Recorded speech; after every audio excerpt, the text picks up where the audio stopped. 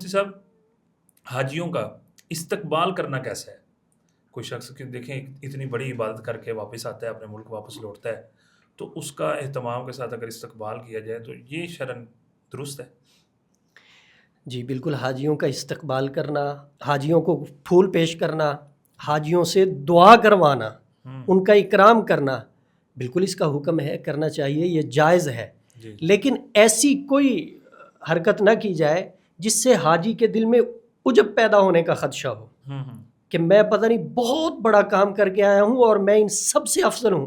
یقیناً بڑا کام کر کے آیا ہے، جی جی لیکن اگر کسی قسم کی ریاکاری دل میں آ جائے تو عمل ضائع ہو جاتا ہے۔ اس طرح کی حرکات و سکنات نہ کی جائے، جیسا کہ بینڈ باجا بجانا، شرلیاں پٹاخے چلانا خوشی میں کہ حاجی صاحب آ رہے ہیں، ان چیزوں سے بچنا چاہیے۔ باقی استقبال کرنا، دعا کروانا، یہ دعوت کرنا، یہ ٹھیک ہے۔